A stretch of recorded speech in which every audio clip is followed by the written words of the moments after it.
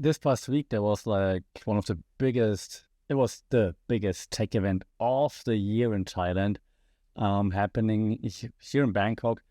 And when you walk past those booths there, usually you see like slogans like leveraging blockchain technology or blockchain synergy for decentralized future, whatever, you get the gist.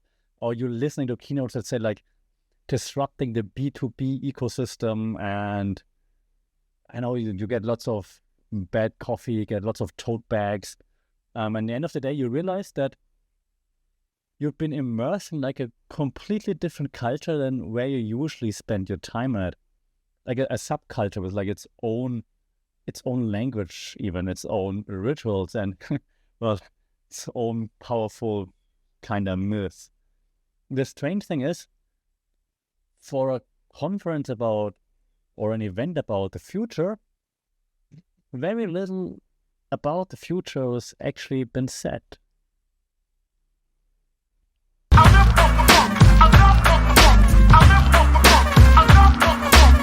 Sawadee Cup and welcome to another episode here for the Fun Report, Mindful Media and Communication. And well, today we're talking about Synergize, this tech conference destruction, if you will, okay? And there are a few things to talk about when you go to like events in general. In this example now, like a big tech event, right? One thing is you're playing lots of buzzword bingo, right? The right decentralization, blockchain, but whatever it might be, AI right now, obviously, right? Large language model here and you name it. So this all happens for a reason, because it's a very specific language. We call it the language of the tribe, okay? And there's a reason why, in this case, tech conferences run on this jargon. It's not like happening by chance or anything, because the main idea is not just to communicate ideas. The main idea is like to kind of like signal, hey, you're part of us. You're part of us. One of us. It's just like an in-group signal. So that's already the first theory we discussed today, in-groups and out-groups. Now, in communication studies, there's this thing that's called, well, in-groups, out-groups, and it's based on the fact that as human beings, we all want to be part of something, right? You want to belong to something. No one wants to be alone all the time. Even I'm a super hardcore introvert. I like to be alone. I like to be like, hey, that's mine, my stuff. I don't want to go to tech events. But we do want to all be part of something. It could be a relationship, that could be a fandom, that could be we're all Liverpool supporters because Florian Wirtz now plays there. Things like this. We want to be part of some sort of in-group. And in-groups usually form around something that you might have in common. That could be you're wearing the same jersey. This could be you're having similar interests. You're liking Blackpink, for example. Or you're a tech bro, cis, anything in between, and you speak that tech jargon, okay? So that's part of that. I'm going to make you part of the in-group. And yeah, if you want to be part of it, you use the same jargon, okay? You're like, yeah, I'm part of this cool, hip, techie group. I'm going to throw blockchain around and decentralization and autonomous whatever and large language models here and there because I want to be part of it, okay? It's a linguistic bubble, if you will, right? Like we know echo chambers, we know filter bubbles. It's a linguistic bubble, if you will, where you just use the same kind of jargon over and over again, like synergize, this synergy here, synergy there, collaborations, and so on. What others do we have? Ecosystem. I like this ecosystem. I just used it in class, actually. That's another buzzword. Leverage. We're gonna leverage something to build and maintain a 365-degree open source ecosystem. We pivot from our initial idea about blockchain and NFTs. Now we're pivoting into AI to disrupt the current ecosystem and create scalable, tangible results. There you go. Welcome to my tech conference talk. I forgot it's also agile, of course. Damn it. So the language, right? All those buzzwords I just used, they're deliberately abstract, right? Like explain what actually does synergizing mean? We know what synergy is, but explain it. What actually, how are you doing it, right? How are you disrupting? What are you disrupting? What exactly are you doing? How are you being agile? And so that's on purpose, because it sounds impressive, but it's very hollow. The goal at events like this, it's not clarity. You wanna, not you and me, but the people using it want to create like an aura of expertise, like, oh yeah, you know what you're talking about like agile, whatever development, even so the speakers might not. Okay. And the thing is, this jargon we're talking about, again, it's all constructed on purpose. Maybe we talked about semiotics before here in this podcast, science and semiotics. And from a media POV, jargon is like this very specialized vocabulary to, well, maintain that in-group, right? It's like, it's not just words, it's actually like a functional tool. If you don't know what I'm talking about, well, bad luck, then you're not part of my in-group, okay? Move along. Like I know you would. So if you understand the jargon, come in. If not, it's like a gatekeeping function, okay? If you don't know what we're leveraging vertical means, for example, then, well, try the other booth over there. You're not welcome here. You're missing the AI disruption revolution, whatever it might be. Okay, so it's a language where, and this is so annoying, it's a language where nouns become verbs, where adjectives become nouns, and the goal seems to be say as little as possible by using the largest number of, like, I don't know, syllables. Just make it long and impressive sounding without actually saying anything. And this leads me to one of the main points, the cult of what time is it? It's clobbering time. The cult of personality.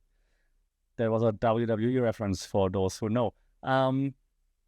Look in my eyes, what do you see? Cult of personality. The cult of the keynote.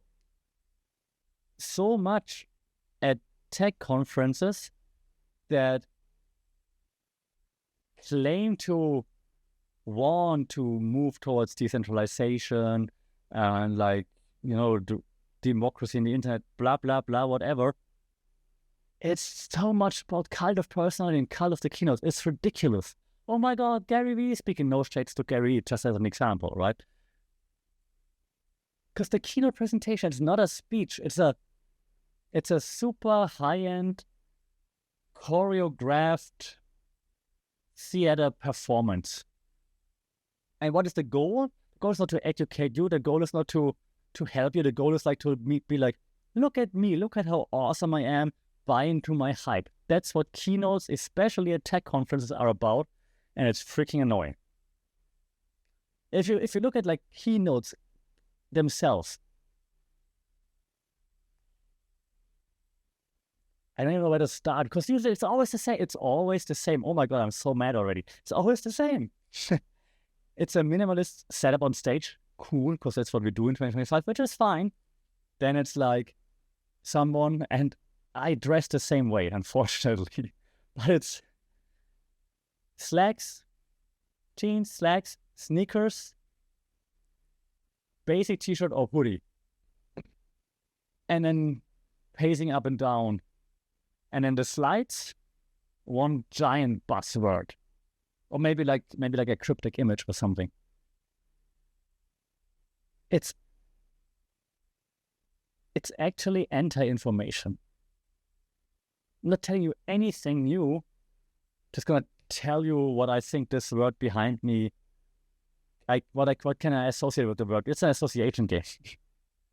And the tone is rehearsed. It's trying to be very casual about everything, trying to sound like a spontaneous thought leader. One more thing. But you're not. And that leads me to another theory here, from performance studies. We call it performance studies or impression management. Erving Goffman, always the man here. based on sociology, actually. He talked about that we are all actors. We are all actors on the stage of this life, and we manage impressions that others have of us. And why we do this, we have like the front stage persona and we have the backstage persona. And everything we put on the front stage persona that we show others in the public eye and that we want to impress, or that we want them to have a certain image of us, it's all staged. What we wear, how we talk, how we walk, all those things, it's all staged, okay? All the spontaneous anecdotes, staged, not spontaneous. The slick slides, of course, prepared to fit the audience, right? So it's all staged, which we know, but we're still buying into it. Why do you still buy into it? Why did you spend $1,000 for the tech whatever conference ticket? And the goal of the cult of personality keynote isn't, again, it's not to inform you, it's to make a spreadsheet that the company has of financial predictions cool.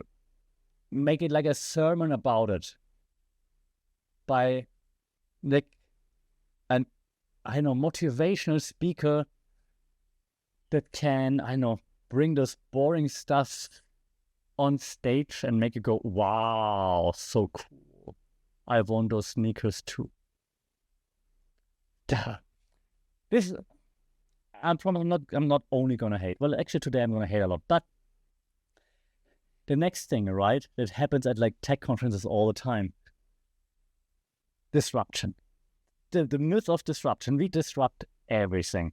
Like beneath it, the language layers that we just had, right, to be like part of the in-group, there's like this misleading story that you see at every single tech event, tech conference, everywhere.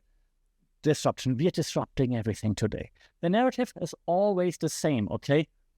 It's always like this small group of super smart outsiders with the new app that definitely gonna change whole industry. It frames like all the changes as like super mega awesome progress, right? Even though it's just like very small things that's progress. It's great progress. The thing is, every story about myth just ignores all the challenges and also all the consequences that the disruption might bring along. For example, job losses, when we talk about AI, right? The gig economy, for example, suffering. The creation of monopolies.